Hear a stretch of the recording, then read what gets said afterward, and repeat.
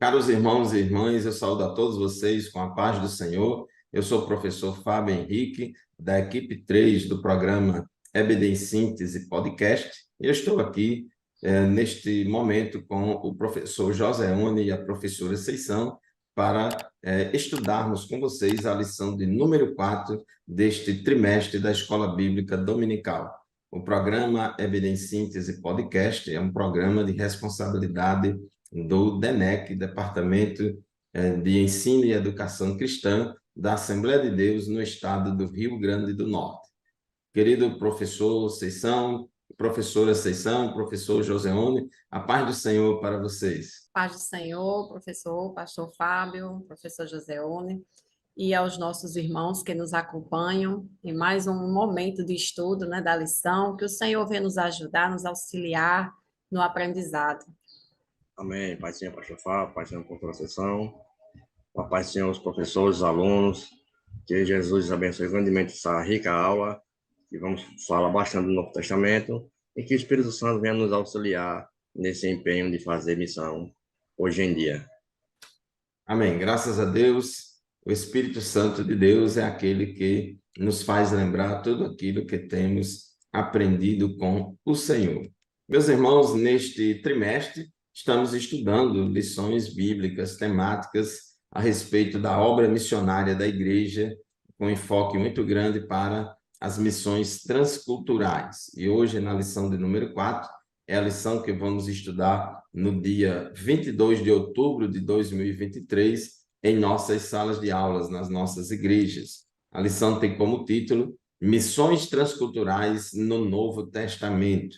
O textuário da nossa lição de hoje está em João capítulo 3, versículo 16, que resume todo o plano de Deus para a salvação da humanidade, que diz assim: porque Deus amou o mundo de tal maneira que deu seu Filho unigênito, para que todo aquele que nele crê não pereça, mas tenha a vida eterna. E a verdade prática declara o seguinte: a natureza missionária de Deus pode ser vista ao fazer de seu único filho um missionário e da igreja a sucessora dessa sublime tarefa. Professora Seição está falando aqui que o nosso Deus é um Deus missionário. E o que é que o nosso comentarista objetiva com esta lição de hoje, falando de missões no Novo Testamento? Essa tem sido uma ênfase nas lições que nós temos estudado desde o início, né? E a nossa lição, ela traz como objetivo, primeiro, revelar o Deus missionário no Novo Testamento, né? Nós estudamos na lição passada como esse Deus missionário se revelava no Velho Testamento e agora a gente vai focar no Novo. Depois, mostrar as missões nos evangelhos, como é que esse enfoque se deu na escrita dos evangelhos, nos fatos que ocorreram nos evangelhos e em Atos dos Apóstolos. E, por último, enfatizar essa missão cumprida nas cartas de Paulo e também no Apocalipse. Amém. Professor Joseone, o que é que você diria como palavra introdutória a esta nossa lição de hoje? Amém. O Novo Testamento, ele já é um registro inspirador, que o texto mostra aqui que o próprio Jesus, ele foi o primeiro missionário, né? Então, ele dá uma historicidade aos ensinamentos para cada cristão, né? Que essa dinâmica de missão transculturais da igreja primitiva, ao a gente analisar a relação entre o Antigo e o Novo Testamento, a gente vê a importância de uma igreja missionária. E é importante a gente destacar que ele disse, olha, ele tinha um impacto, vinde a mim e eu vos farei pescadores de homens. Então, esses grandes missionários é específico, examinaram as escrituras, examinaram o comportamento de Cristo e geralmente foi marcante para expandir as missões transculturais no Novo Testamento. Além de eles serem pescadores de homens, sobreviria o Espírito Santo e ele saia das suas culturas até o próprio Cristo, como foi o primeiro missionário, ele teve que pregar outras culturas, como ele chega lá no poço daquela mulher samaritana. Então, isso foi inspirador, e o Novo Testamento é inspirador nesse registro, só para a gente dar essa pequena introdução. Amém. O nosso Deus, irmãos, é um Deus missionário que busca o homem, né? Que vai à procura do homem. A Bíblia diz que Deus procura verdadeiros adoradores. E o homem caiu, o homem pecou, ali em Gênesis capítulo 3 e o capítulo 4 de Gênesis, até quase no último capítulo ali, até quase no final de Apocalipse, é toda a história da redenção, a história da salvação, Deus procurando o homem para salvá-lo, né, devido ao seu amor. E o Deus que é missionário, ele tem essa missão no mundo de chamar os pecadores ao arrependimento, de buscar a humanidade. E ele enviou o seu filho, porque Deus, como missionário, não somente ama a humanidade perdida e caída e quer salvá-la, mas também enviou o missionário, a igreja missionária não somente ama o pecador, mas envia, né? Então Deus enviou Jesus Cristo para que viesse ao mundo resgatar a humanidade. E o próprio Jesus, após a sua ressurreição, em João capítulo 20, versículo 21, ele aparece a seus discípulos e diz que a paz esteja com vocês, assim como o Pai me enviou, eu também envio vocês. É muito interessante isso que Jesus fala para os seus discípulos. Assim como o Pai me enviou, eu também envio vocês. Inclusive, antes, lá em João capítulo 17, versículo 18, ele, orando ao Pai, ele diz: assim como tu me enviaste ao mundo, também eu os enviei ao mundo. Então, Jesus foi o primeiro missionário enviado que saiu do céu, renunciou à sua glória e veio ao mundo, se fez carne e habitou entre nós para pregar o evangelho. Professora, vocês são no tópico 1 da nossa lição, o Deus missionário revelado no Novo Testamento. Então, diz o nosso comentarista que a Bíblia realmente revela essa natureza missionária de Deus. Inclusive, estudamos na lição anterior sobre que Deus, o Deus do Antigo Testamento é um Deus missionário, que é o mesmo do Novo, e continua sendo missionário, não é isso? É verdade. Durante toda essa lição, nós vamos ver que algumas verdades elas vão sendo repetidas, enfatizadas. Isso é bom para o nosso aprendizado, para a fixação do conteúdo na mente dos nossos alunos. Mas nesse tópico 1, nós vamos ver essa verdade aqui repetida. Assim como a gente viu nas lições passadas, o nosso Deus, o mesmo Deus do Velho Testamento, é o mesmo Deus do Novo Testamento, e ele tem esse caráter missionário. Isso se revela em toda a Bíblia, desde Gênesis, quando Deus prometeu a Abraão que a partir da família dele, todas as famílias da terra seriam abençoadas. E isso já através do descendente Jesus. Então, esse caráter de Deus é revelado em toda a palavra. Em toda a Bíblia, nós sempre vamos ver Deus se movendo, Deus buscando o homem, Deus querendo reconciliar-se com a sua criatura, né? E isso é muito visível para nós em toda a palavra, né? E no Novo Testamento, nós vamos ver mais uma vez esse movimento, né? Esse caráter de Deus se apresentando. E assim como Deus enviou Jesus, o Senhor Jesus também nos incumbiu. Ele disse assim: aquele que envia, assim como o Pai me enviou, eu também vos envio. Então, no Antigo Testamento, Israel foi esse instrumento usado por Deus, né, para revelar esse caráter de Deus, né? Mas aqui no Novo Testamento, Deus agora passa a usar a igreja, que somos nós. Então, nós fazemos parte, estamos com essa incumbência, essa missão, e essa lição, ela tem esse caráter de conscientizar que nós fazemos parte desse plano de Deus, de querer alcançar muitas vidas, né? Então, Deus é um Deus missionário, revelado também no Novo Testamento.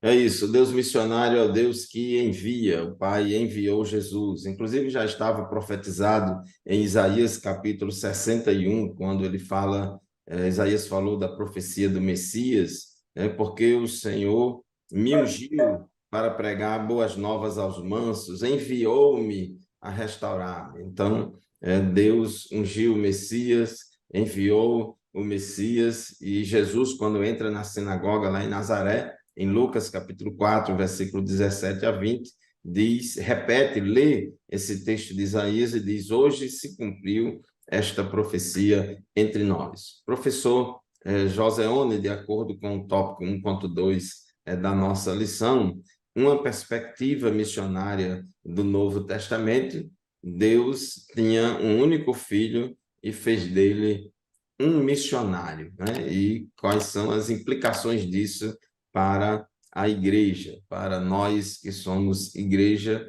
e que temos que dar continuidade a esta missão de Deus no mundo aqui na Terra. Amém. É interessante que esse ditado foi pelo um dos ilustres missionários também na África, né? Foi David. Ele mostra aqui nesse tópico aqui que o Novo Testamento ele é totalmente missionário. Quando Deus ele dá o seu filho por excelência para morrer em lugar de todos. E é tanto que Charles Spurgeon, quando ele enfatiza esse amor, ele diz o seguinte, que o amor de Deus é a fonte de um empenho missionário. Ele afirmou que o amor de Deus ao próximo, olha só o que ele frisa, é o combustível que impulsiona o crente a ir pregar o evangelho. Então, para a gente compreender essa conquista, a gente vê que é essencial considerar um contexto histórico e cultural que no primeiro século o mundo era grego-romano, né? E estava repleto de culturas diversas e complexas, como crenças religiosas, filosofias, todo tipo de variação, né? Então, Cristo, quando ele surge, ele quebra esse vínculo para mostrar que ele ali estava pronto, que ele era o reino e que as pessoas tinham que ouvi-lo e entendê-lo. Ao Deus enviar o seu filho para que a palavra chegasse até nós hoje, se faz dele um missionário por excelência. Então, Deus tinha um único filho e fez dele um missionário. Uma missionária chamada Amy Carmichael, ela disse também o seguinte, que cujo amor de Deus levou a Deus dedicar a sua vida ao cuidado da evangelização e evangelizando todo tipo de pessoas, de judeus a gregos. Então, isso mostra que o Novo Testamento ele é refleto, certo, desse amor, como Deus ele já deixou bem claro, quando deu seu único filho para que nós pudéssemos hoje conhecer essa verdade que estamos falando hoje aqui aos demais professores. É verdade, professor Joseone. E a igreja, que é o povo de Deus aqui na Terra, foi levantada por Deus com vários propósitos, e a igreja tem uma natureza missionária. Tem algumas coisas que fazem parte do próprio ser, da existência da igreja. Por exemplo, a igreja ela é muito relacional, coletiva, um corpo, reunião, assembleia. Não tem como a gente imaginar uma igreja em que as pessoas não se reúnam.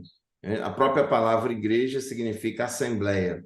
Então, é uma reunião, é uma comunhão, uma coletividade.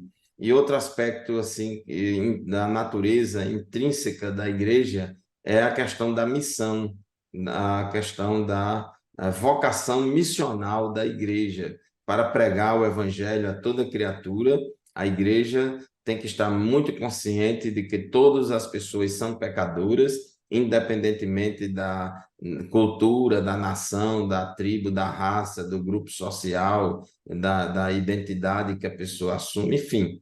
Todas as pessoas são pecadoras, todas as pessoas precisam de salvação, e a igreja tem o dever de pregar o evangelho, fazer missões a todas as culturas, povos, línguas e nações. Então, a igreja, por natureza, ela vamos dizer assim, proselitista no sentido de fazer prosélitos, de pregar o evangelho, né? E para que o maior número possível de pessoas creiam em Jesus Cristo, né? E elas se tornem discípulos de Cristo. Então, isso faz parte da própria natureza da igreja. A igreja, ela está aqui na Terra e tem essa missão de pregar o evangelho a toda criatura, para que todo aquele que nele crê não pereça, mas tenha vida eterna. Está com essa missão de ir. Mateus 28, 19, já temos estudado aí a grande comissão, e a Bíblia diz, indo, façam discípulos de todas as nações. Quando vocês forem, façam discípulos de todas as nações, batize-os em nome do Pai, do Filho e do Espírito Santo, e ensine a eles a obedecerem ou guardarem tudo aquilo que eu tenho ensinado a vocês. Então, concluindo esse tópico 1.3 aqui, diz o nosso comentarista que essa tarefa começou em Deus, que enviou o seu Filho com a mesma missão que passou a igreja no Novo Testamento e atualmente perdura como missão primeira da igreja na atualidade. Assim como o Pai me enviou, eu também envio vocês. Foi o que Jesus falou para os seus discípulos lá em João, capítulo 20, versículo 21. Agora, no tópico 2 da nossa lição, professora Seção, o comentarista que fala sobre missões nos evangelhos e em Atos dos Apóstolos. Esse tópico 2 da nossa lição, caro professor, professora da classe de adultos, você que nos acompanha semanalmente, vai ensinar, muita coisa pode ser falada aqui nesse tópico 2 da lição. E, professora Seção, diz o nosso comentarista que já nos evangelhos fala-se bastante nessa questão da missão, inclusive na leitura bíblica em classe, fala lá de Lucas, Jesus falando que a profecia de Isaías 61 se cumpriu nele. Exatamente. Nos evangelhos fica nítido para nós o caráter da missão de Cristo, né?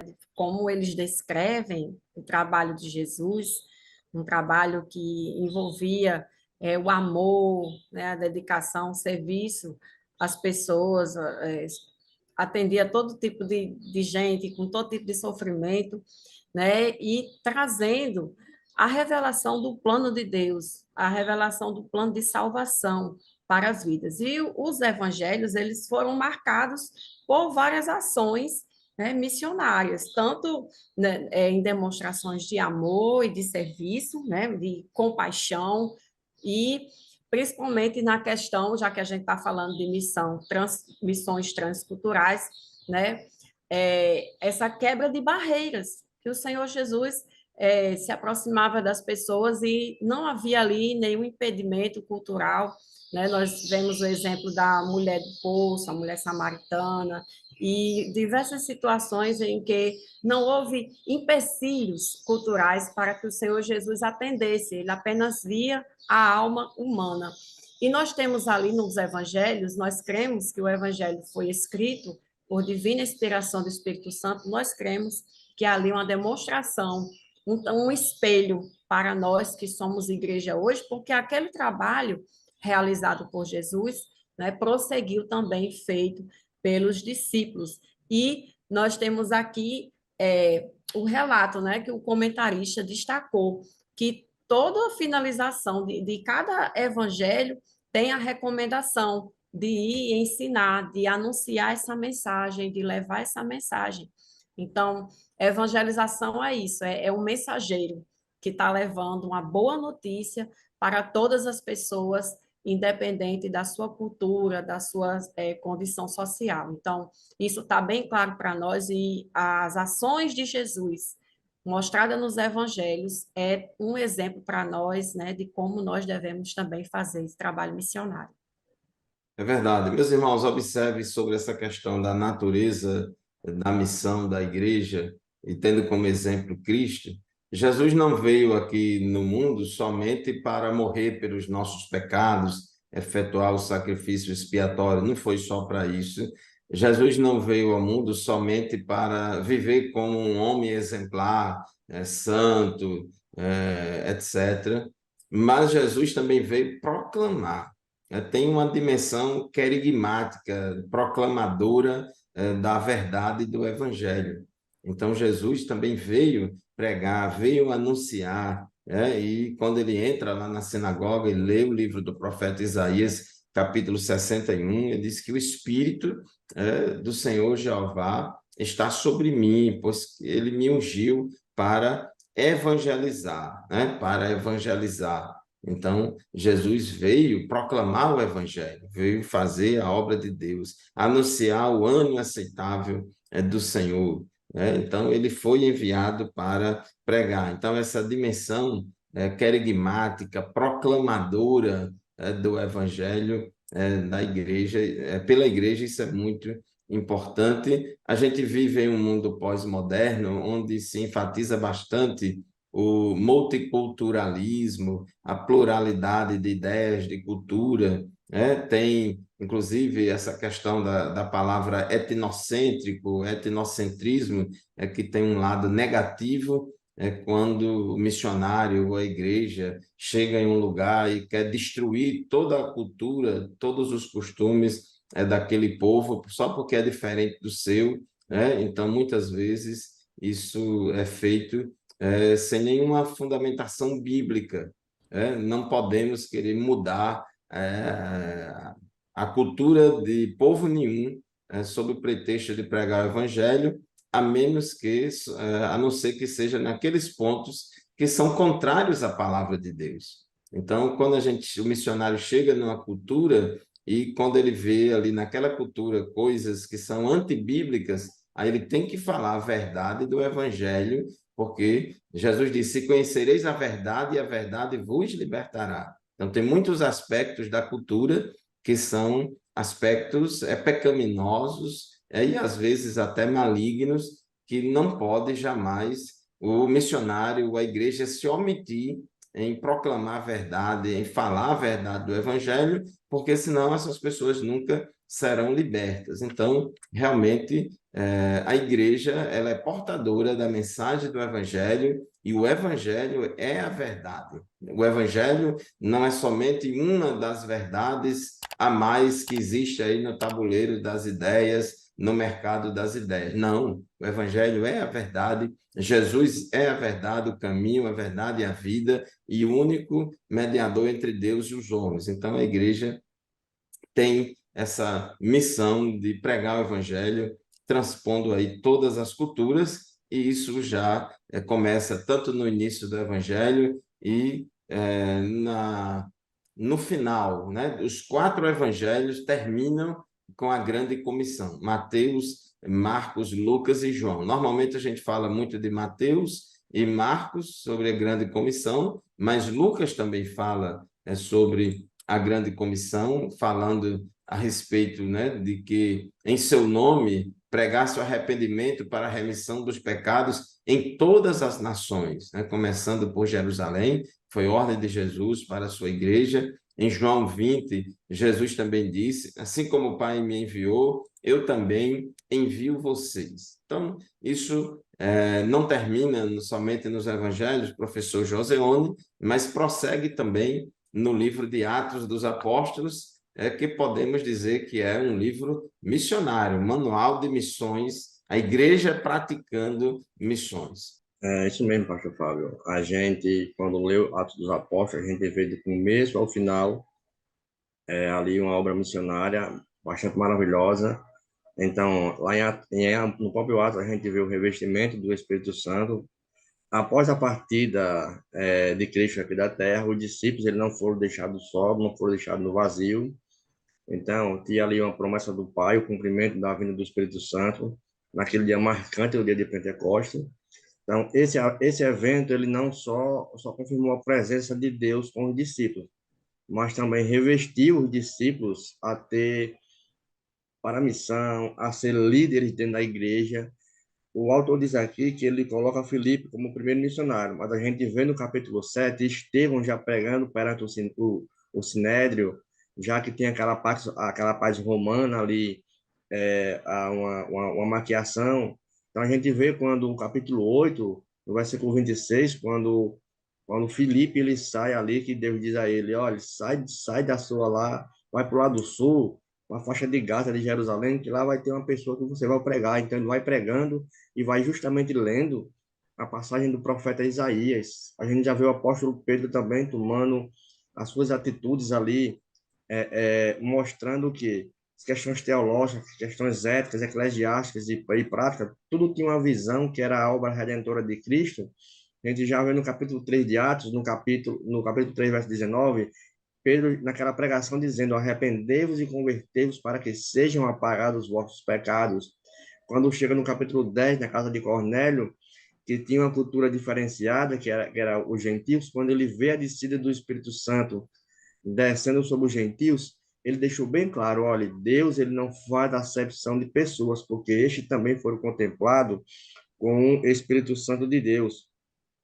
E aí a gente já vê, a partir do capítulo em diante, o apóstolo Paulo fazendo missão, reconhecendo a Deus, pregando salvação e levando as boas novas para toda aquela nação, toda aquela etnia, todos aqueles povos e línguas. O evangelho foi ali no livro de Atos, foi bem enfatizado pelo poder do Espírito Santo. Isso, a igreja cumpriu a ordem de Jesus. Jesus, inclusive, disse em Atos 1:8: vocês receberão o poder do Espírito Santo que há de vir sobre vocês e serão minhas testemunhas, tanto em Jerusalém, como em toda a Judéia e Samaria e até aos confins da terra. Nesse versículo já resume o conteúdo do livro de Atos dos Apóstolos, é a igreja sob o poder e a unção do Espírito Santo, se espalhando a partir de Jerusalém em todas as partes do mundo, pregando o evangelho, fazendo missões transculturais. E nos chama a atenção, lá no dia de Pentecostes, quando Pedro faz aquela bonita pregação do evangelho, ali ele já prega para pessoas de muitas nações. Tinha pessoas de várias nacionalidades ali, e ali ele prega para pessoas de várias nações, e muita gente ali, 3.000 almas se converteram, e dali aquelas pessoas, quando voltaram para as suas nações, levaram Jesus, constituíram-se também em novas testemunhas de Cristo. Porém, Pedro ainda estava em Jerusalém, e os apóstolos resistiram muito no início a saírem de Jerusalém, resistiram muito no início a pregar o evangelho aos gentios, demoraram muito. As questões culturais estavam falando muito alto, muito forte ao colégio apostólico, porque eles estavam muito presos ali em Jerusalém, né? Como se o evangelho fosse só para os judeus. Mas, à medida que a igreja foi crescendo, em Atos 6 a gente já vê a questão dos diáconos, a escolha dos 7 diáconos, e um dos 7 diáconos escolhidos foi Filipe. E, embora ele fosse escolhido para servir as viúvas, para trabalhar nesse trabalho diaconal da igreja, mas foi o primeiro missionário transcultural, no sentido de que ele saiu da sua cidade, saiu da sua zona de conforto, da sua igreja mãe, e foi para outro lugar, uma outra cultura, Samaria.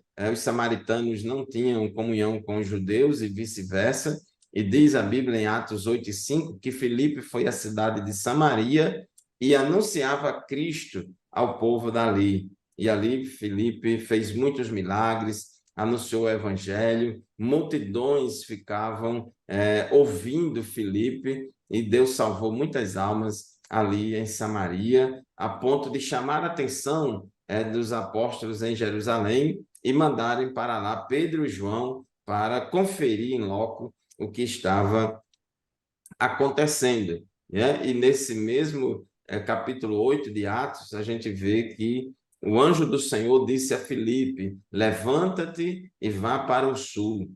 Samaria ficava no centro ali da terra de Canaã, Jerusalém ficava na Judéia, no sul, e a faixa de Gaza ficava mais ao sul ainda, já na divisa com o Egito. E Filipe estava lá em Samaria, e o anjo do Senhor aparece a Filipe e diz: levanta-te e vá para o sul, no caminho que desce de Jerusalém a Gaza, este se acha deserto. E Filipe se levantou e foi, e havia ali um eunuco etíope, alto oficial de Candace, rainha dos etíopes, e ali Filipe pregou o evangelho ali aquele etíope, aquele africano da Etiópia, e ele se converteu a Cristo, ele aceitou a pregação do evangelho, e ele foi e levou Jesus lá para a Etiópia. Vemos também no capítulo 10 de Atos, Deus usando o apóstolo Pedro para pregar o evangelho a Cornélio, que era também um gentio, e Pedro resistiu bastante, não queria ter contato com os gentios, entrar em casa de gentios, comer com os gentios, mas foi todo um processo de revelação sobrenatural do Espírito Santo para Pedro, para que Pedro pudesse aceitar, e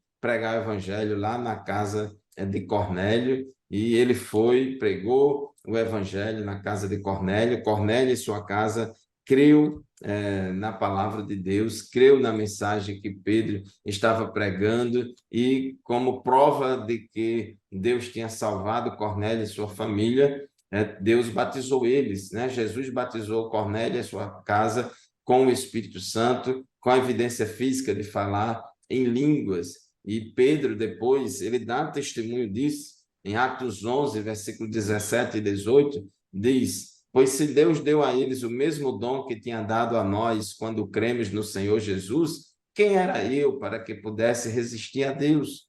Quando os demais ouviram isso, acalmaram-se e glorificaram a Deus, dizendo: então, também aos gentios Deus concedeu o arrependimento para a vida. Então, é muito interessante todo esse processo de como Deus trabalhou na vida de Pedro para que ele se convencesse de que tinha que fazer missões transculturais. O evangelho tinha que ser pregado aos gentios. E não para por aí, não é, irmã Conceição? Porque, conforme o tópico 2.3 da nossa lição, o evangelho se espalhou, chegou a Antioquia, que era uma das principais cidades do mundo da época, Antioquia da Síria, e ali Deus levantou uma grande igreja e foi a primeira agência missionária transcultural a enviar oficialmente, porque lembre que Filipe não foi um missionário oficial enviado pela igreja local de Jerusalém. Verdade. A igreja de Jerusalém só consagrou Filipe a diácono, mas o Espírito Santo deu a chamada de missionário transcultural e ele foi. Agora, só que lá em Antioquia houve, vamos dizer assim, uma conjugação aí da vontade de Deus com a vontade da igreja, e eles enviaram Saulo e Barnabé para a obra missionária, né?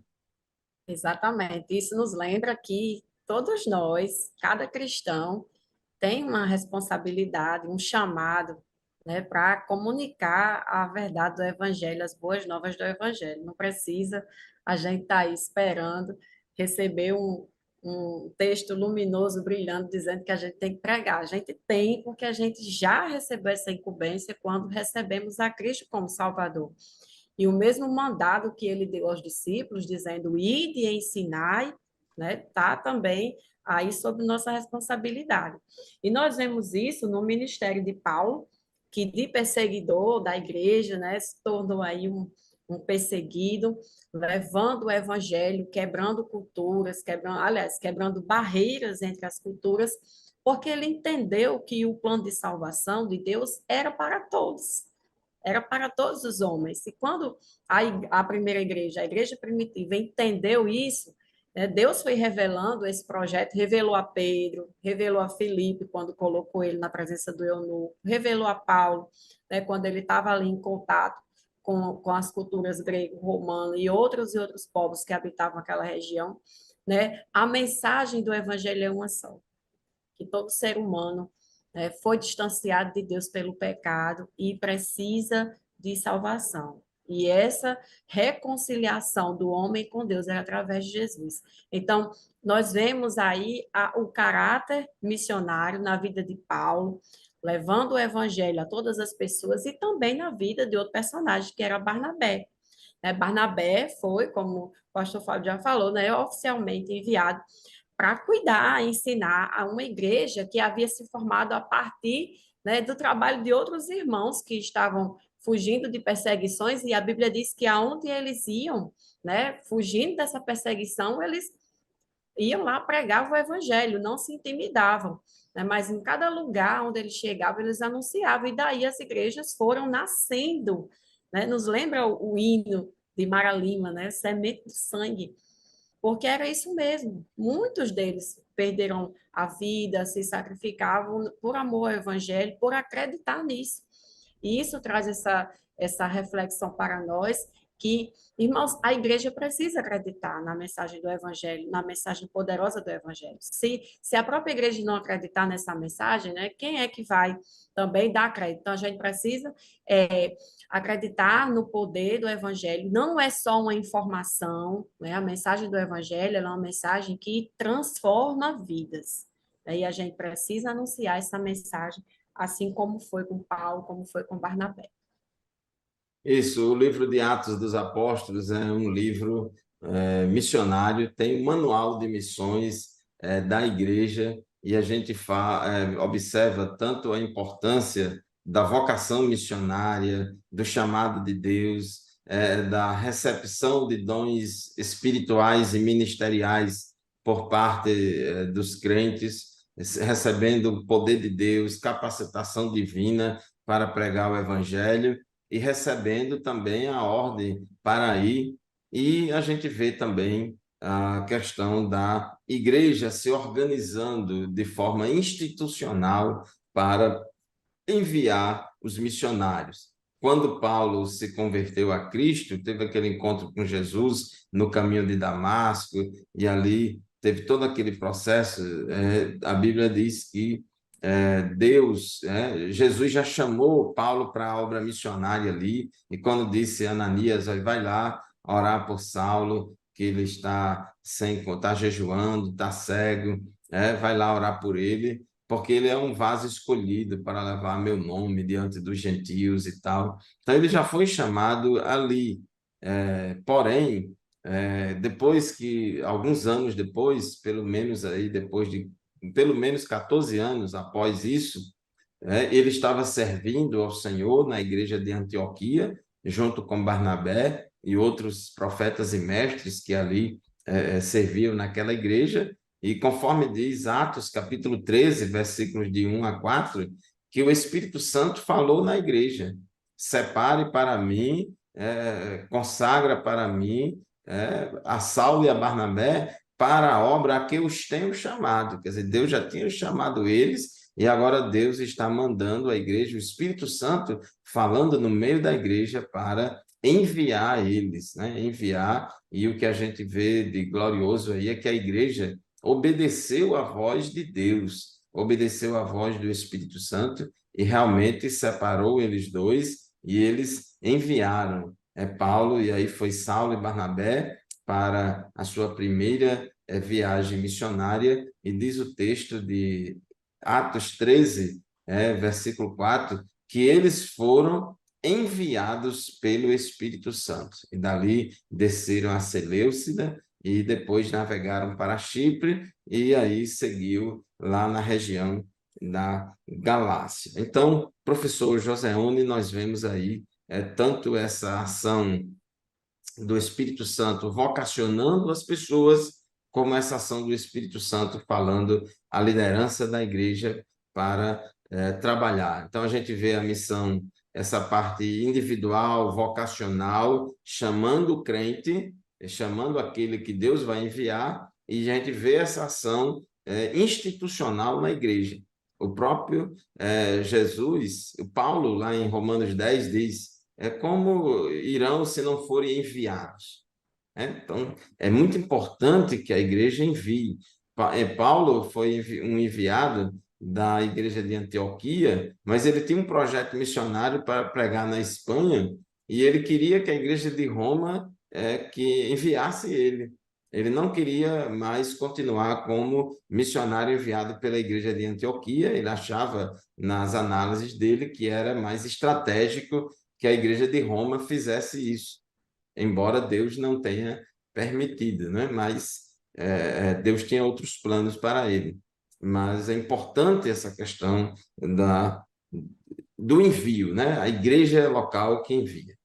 Professor Joseone, no tópico 3 da nossa lição, a missão cumprida nas cartas e no Apocalipse. Paulo foi o apóstolo dos gentios, plantou igreja em muitas cidades, em muitos países, fora da cultura de Israel, e essas igrejas começaram a crescer e, como consequência da obra missionária, tem a plantação de igrejas e vem aí o cuidado das igrejas, o surgimento de todos os problemas, e o missionário vai resolvendo e vai doutrinando a igreja, como a gente vê nas cartas, né? Isso mesmo, pastor Fábio, professor Conceição. É interessante que o autor, em seu livro, ele deixa bem claro que as igrejas das epístolas são missionárias. Então, em primeiro lugar, porque a maioria é de cartas endereçadas a novas igrejas, nascida com o esforço missionário, principalmente do apóstolo Paulo. Então, a partir daí, ele diz que demonstra uma série de ações através da igreja. Como foi frisado no bloco anterior, Atos 13 e 14, a primeira viagem missionária de Paulo, quando eles são impelidos pelo Espírito Santo. Então, o Atos dos Apóstolos, ele está repleta contando justamente o que as cartas ele menciona. Por exemplo, no capítulo de número 18, aliás, 17, quando ele chega ali em Atenas, quando ele tem um encontro ali principalmente com a cultura filosófica grega, que ele faz aquele discurso naquele palanque ali, naquele aerópago, e chega no capítulo 18, quando ele chega ali a Corintos, que era uma cidade cosmopolita, e diversificada culturalmente também. Então, Paulo, ele envolveu judeus e gentios, principalmente gentios, né? E a mensagem teve que ser ajustada, teve que ser encaixada ali, principalmente de forma de doutrina presente. Ele diz que as cartas aos Coríntios ilustram uma aplicação universal, e já na sua segunda carta, ele declara que Cristo morreu por todos. Ainda na terceira carta, na terceira viagem, chega ali em Éfeso, que é uma cidade rica, importante da Ásia Menor, conhecida por um culto que tinha lá a deusa a Artemis, né? E ele vê uma oportunidade de ali pregar a Cristo. Quando vê aquela mensagem ao Deus desconhecido, ele diz: opa, é aqui que eu vou colocar Cristo. Então já começou a fazer missão. No capítulo 28, quando ele chega ali a Roma, né? Já no final da sua carreira, então ele vê ali o coração do Império Romano e vê a oportunidade de pregar Cristo, né? Já lá nas Galáxias, ele mostra as escrituras abrâmica, que vai a interpretação de Gênesis até a atual lei. Então, isso mostra que são exemplos e locais onde Paulo passou realizando missões, mostrando Cristo, pregando a Cristo, doutrinando as igrejas e mostrando principalmente o valor da missão. Mas mais lindo que eu acho é quando ele chega lá em Colossenses, quando ele vê aquelas igrejas dominadas por várias seitas, né? E ele lida com aqueles problemas, principalmente com a desilusão cristocêntrica, e ele chega a mostrar Cristo novamente. É maravilhoso demais quando se fala em missão nas cartas. Isso é interessante. Paulo, ele pregava o evangelho, ele plantava igrejas, e ali surgia uma nova comunidade, só que essa comunidade era composta de judeus e gentios. Isso. Aí já tinha aquele choque cultural. E a Os mistura. judeus chegavam na igreja trazendo toda uma bagagem cultural do judaísmo, e os gentios chegavam na igreja trazendo toda uma bagagem cultural do paganismo, e tinha que ser administrado, porque observe, irmãos, que a obra missionária não é só pregar o evangelho, não é só Marcos 16 e 15, a obra missionária também é o ensino, a obra missionária também é fazer discípulos, a obra de missionária também é trabalhar com o ensino da palavra de Deus para transformar esses novos convertidos em discípulos de Cristo.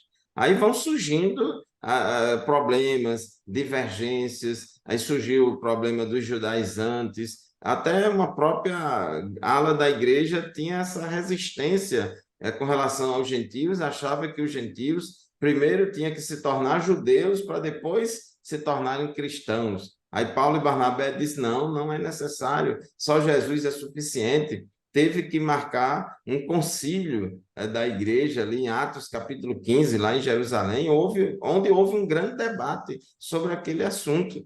lá em Romanos, no capítulo 14, Paulo, ele doutrina a igreja ali sobre essa questão de alimentos que pode comer e alimento que não pode. Havia uma polarização na igreja entre irmãos que eram vegetarianos, que diziam que não podia comer carne, e outros que diziam, não, pode comer carne, não tem problema nenhum. Então, o missionário teve que ensinar bem direitinho sobre essas coisas. Então, os choques culturais vão acontecendo, o missionário vai se deparando com os mais diversos problemas que vão surgindo, cada igreja tem a sua realidade. Então, a gente vê nas cartas paulinas que cada igreja tinha um problema específico, uma orientação específica. Então, isso faz parte também, porque a missão não é só fundar a igreja, tem que cuidar daquele povo, tem que cuidar, não pode abandonar. Ah, se converteu a Cristo, então eu já vou pregar para outro lugar e aí eu esqueço isso aí. Não, não pode. Então, Paulo, ele cuidou daquelas igrejas, tem as cartas pastorais, onde ele dá instruções para os líderes. Ele colocou Tito lá na ilha de Creta para que ele fosse de cidade em cidade, constituindo presbíteros, para colocar em ordem as coisas que ainda restavam. Ele, quando escreveu a Timóteo, ele escreveu porque Timóteo foi mandado por Paulo para a cidade de Éfeso, para ali trabalhar, principalmente numa ação apologética para combater os falsos mestres que estavam ameaçando, né, aquela igreja de Éfeso com falsas doutrinas. Então, tem lá na Galácia, os judaizantes queriam perverter a verdade do evangelho. Então, tem um trabalho apologético, tem um trabalho de amor, de busca das almas, de cuidado, e a coisa, às vezes, acontece, o inimigo das nossas almas, às vezes, age de uma forma tão terrível que às vezes pode ameaçar todo o trabalho que a gente fez. E foi o que Paulo sentiu lá na Galácia, quando ele viu uma grande parte ali dos irmãos da Galácia se rendendo aos judaizantes, voltando às práticas da lei. Paulo ficou tão triste e decepcionado com aquilo e disse: meus filhinhos, por quem de novo eu sinto as dores de parto. Então, quantos missionários, plantadores de igreja, às vezes ganham almas para Jesus, depois perdem várias delas, e outras, em outras situações, quase que perdem, mas a batalha foi grande, conseguiu recuperar. Então, não é fácil. Então, a gente vê em todas essas cartas, tanto nas pastorais como nas cartas gerais, nas epístolas gerais, esse cuidado da igreja. Tiago, irmão do Senhor, viu que estava tendo muito problema de mau testemunho entre os cristãos espalhados em várias nações. E aí Tiago escreve uma epístola, a Epístola Universal de Tiago, muito contundente, cobrando obediência à palavra de Deus, dizendo que os cristãos tinham que ter fé, mas tinha que ter obras também, etc. Então, é muito interessante a gente ver esse trabalho missionário em todos os livros da Bíblia, mas já caminhando aqui para a finalização da nossa aula de hoje, Apocalipse, professora Ascensão, nos chama muita atenção o livro de Apocalipse, porque enquanto lá nos evangelhos, em Atos, a gente vê Jesus mandando a igreja pregar o evangelho para pessoas de todas as nações, em Apocalipse a gente vê crente salvo lá no céu, proveniente de todas as etnias. É verdade. Apocalipse é assim, a consumação, né, de todo esse plano de Deus, né, de movimento, de busca pelo ser humano, pela sua criatura, que separou-se dele por causa da queda e do pecado. E o que a gente vê na cena de Apocalipse é a restauração de toda a humanidade, de toda a criação. E quando nós falávamos anteriormente sobre as diferenças entre as culturas, né, nós precisamos nos lembrar que, apesar de ter alguns aspectos negativos, mas o evangelho vai justamente fazer essa restauração nessa cultura, quando a gente leva a mensagem da universalidade do pecado, né, do plano de salvação de Deus para todas as pessoas, né, o Espírito Santo, lembrando que é o Espírito Santo que convence o homem do pecado, da justiça e do juízo, ele mesmo mostra, né, que aquelas antigas práticas das pessoas, né, elas estão ali em confronto com o que agrada a Deus. Nós temos várias comunidades ciganas que hoje professam o evangelho, abandonaram aquela prática da quiromancia, da leitura da mão, e hoje estudam a Bíblia, estudam a palavra de Deus. Então, aquilo que a gente vê hoje é assim um vislumbre do que a gente vai ver lá em Apocalipse, né? Que é povos de todas as línguas, de todas as culturas, de todas as nações, que vão dizer em uma só voz que Santo, Santo é o Senhor, né? Então, é isso que nós ansiamos e é nessa verdade que nós esperamos, né? Que o Senhor um dia vai restaurar para si todas as coisas. E é por isso que o trabalho da igreja é importante, é por isso que o trabalho deve continuar, esse trabalho atrelado à proclamação do evangelho e ensino, né? A gente está vendo que são as duas coisas caminhando juntas, porque sempre nos evangelhos, aliás, nas cartas em que os apóstolos escreveram, há sempre essa advertência: olha, vocês não são mais como vocês eram antes. Vocês não vivem mais a vida que vocês viviam antes. Então, agora vocês têm uma nova maneira de viver. E em Apocalipse, a gente vê a consumação disso tudo. Tudo aquilo que foi escrito na Bíblia, na palavra de Deus, visto nos evangelhos, ensinado pelos discípulos nas cartas, é aquilo que a gente vai presenciar, é a promessa que nós temos, né, no final de todas as coisas, quando Deus vai restaurar para si mesmo toda a criação, toda a criatura, e todos irão reconhecer que só Deus é o Senhor. Amém. Graças a Deus. Professor Joseone, também suas considerações finais. Amém, pastor Fábio, professor Conceição, lição maravilhosa. Vendo a irmã Conceição falar, a necessidade do evangelho ser pregado, é interessante que lá em Apocalipse 14, 6 também diz que vai ter um ser pregando o evangelho eterno para toda etnia, toda raça, toda cultura. Então, isso é maravilhoso. Então, isso é a história dessa evangelização, né, que é no mundo aí pela igreja primitiva. Hoje, cabe à igreja do Senhor, com coragem, dedicação, fé, através do Espírito Santo, com estratégias minuciosas, poderosas, cumprir esse mandato de Jesus, vencendo barreiras, superando obstáculos geográfico, cultural, para poder espalhar este evangelho aí a todas as etnias e todas as línguas que o Senhor nos conceder. Amém, professor Joseone, professora Conceição, queridos irmãos e irmãs que nos acompanham semanalmente aqui no programa EBD em Síntese Podcast. Apocalipse, capítulo 5, versículo 9, diz que Jesus, ele é digno de pegar o livro e de quebrar os selos, porque ele foi morto e com seu sangue comprou para Deus pessoas procedentes de toda a tribo, língua, povo e nação.